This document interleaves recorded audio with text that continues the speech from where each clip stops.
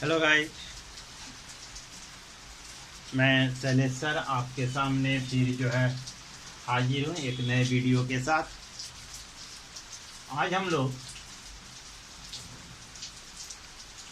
Refraction of light में part 5 में आज हम लोग देखेंगे रिफ्रैक्शन थ्रू टू और मोर कंटिन्यूअस मीडियम। टू और मोर कंटिन्यूअस दो भी हो सकता है, एयर वाटर, एयर ग्लास और एयर ग्लास वाटर भी हो सकता है, या ग्लास ही हो two different type, two different है ना मटेरियल के ग्लास हो तो उस ये भी हो सकता है। तो कहता है कि रिफ्रैक्शन थ्रू टू और मोर कंटिन्यूअस। तो देखें, suppose that this is A B and this is the water medium. ठीक है, we have taken here the 3 continuous medium. हम यहाँ 3 कंटिन्यूअस मीडियम पर चर्चा कर रहे हैं। ठीक है, देखिए ये हो गया आपका सी, यानी ये है एयर, ये है वाटर। ठीक है, तो A B is the interface, that is the separating plane of the air and water. ठीक है, और नीचे आपका ये ग्लास मीडियम। ठीक है ना, ये हो गया ग्लास मीडियम, ये आपका हो गया ग्लास मीडियम।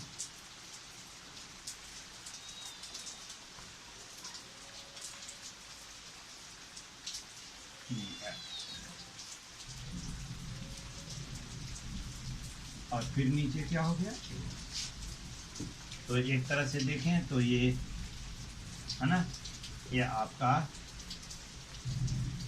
क्या हो गया, आपका ये ग्लास मीडियम हो गया।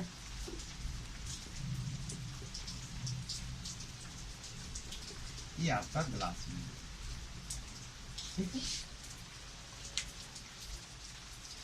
तो we have the 3 continuous medium, air, water and glass. Clear? Suppose that a source of light, that is the P is the source of light situated in air medium. It travel in the air and incident at point Q of AB interface. Now we have to drop a perpendicular, that is the normal. So the water is dense than the air, so this ray will be bent towards the normal. क्या कहाँ मुड़ गई, normal. This refracted ray, suppose that this is the QR. QR is the refracted ray. It travel in the water medium and incident on the interface of the glass and water medium. That is the separating plane CD.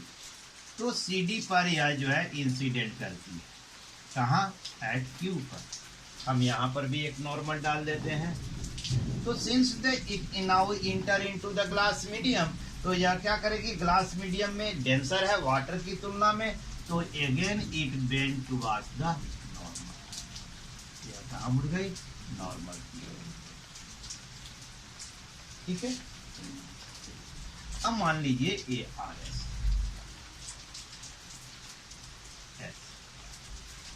तो R S refracted रे glass medium में travel करती है, और यह जो है अब नीचे ग्लास के नीचे एयर है, तो अब यह जो है एयर और ग्लास के इंटरफेस ये पर इंसिडेंट करती है। तो यहाँ पर हम एक और नॉर्मल डाल देते हैं। ठीक है, नाउ इट इमर्ज, या क्या होगी, इमर्ज कर जाएगी। ठीक है,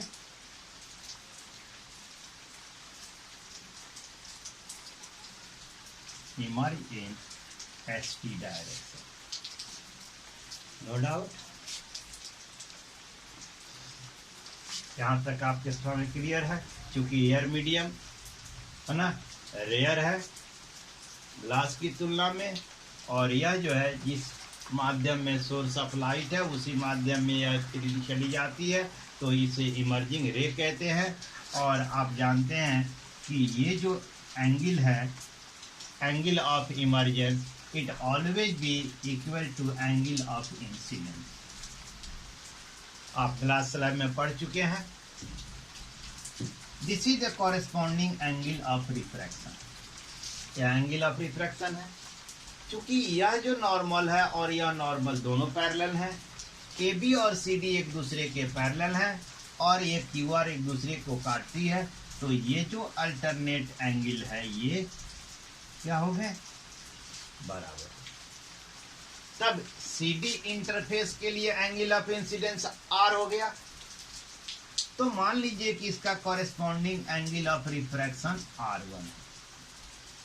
ठीक है, अब देखें CD और EF ये दोनों प्लेन पैरेलल है, और ये नॉर्मल पैरेलल है, तब और RS इन्हें काट करती है, तब ये क्या हो गया, ये भी बराबर हो गया। तो ये R1 क्या हो गया। ठीक है, अब हम देखें refractive index of water with respect to air बराबर साइन I बटा sine R। Refractive index of glass with respect to water, ठीक है, W mu E equal to sine R बटा sine R1। Refractive index of air with respect to glass, ठीक है, G mu A equal to sine R1 बटा sine R। Multiply all three, इन तीनों को हम आपस में मल्टीप्लाई कर देते हैं, तो A mu W into W mu G into G mu A बराबर हो गया साइन I बटा sine R into sine R बटा sine R1 into sine R1 बटा साइन R। तो ये कैंसिल हो गया, ये कैंसिल हो गया, ये कैंसिल हो गया, तो बराबर हो गया A mu W into W mu G into G mu A बराबर 1।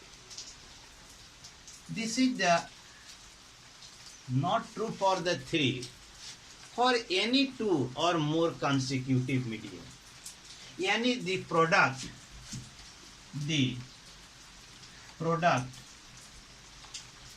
of a refractive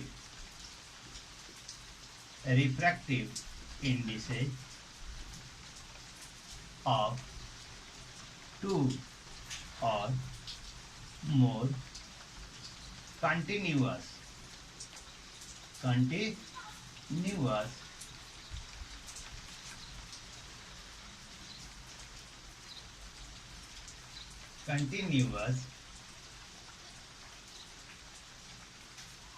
medium is equal to unity, यानी एक के बराबर। तो हम दो ही मीडियम हम लें तब भी सही है, एक मीडियम लें तब भी सही है। यानी यदि वाटर और ग्लास लेते हैं, है ना, A mu W into W mu A equal to 1, और ए म्यू डब्लू बराबर 1/w म्यू। यानी वाटर के रेस्पेक्ट में एयर की हमको रिफ्रैक्टिव इंडेक्स मालूम हो तो we can find the refractive index of water with respect to air. इसका रेसिप्रोकल कर देंगे तो हमें ये निकल जाएगा। ठीक इसी तरह यहाँ भी हम देख लें डब्ल्यू म्यू जी, ठीक है, डब्ल्यू जी म्यू ए। तब यहाँ देख लें ए mu W, W mu G बराबर 1/g म्यू। क्या इसको फिर हम लेके आ जाए यहाँ पर, तो A mu W into W mu G बराबर ए म्यू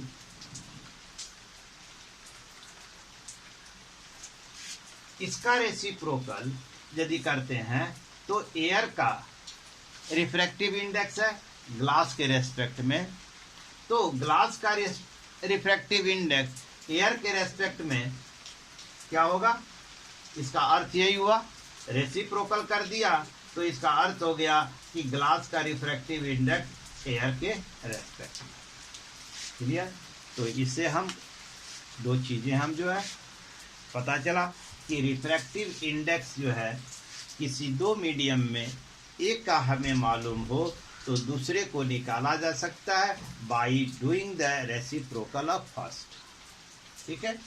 और एनी टू और मोर कंसेक्यूटिव मीडियम का रिफ्रैक्टिव इंडेक्स का प्रोडक्ट हमेशा यूनिटी के बराबर होता है। ये क्लियर?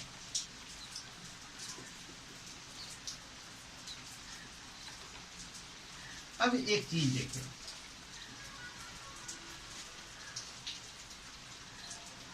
ऐसी बहुत सारी घटनाएं होती हैं, हमने आपको शुरू में भी बताया था कि रिफ्रैक्शन के कारण होती है।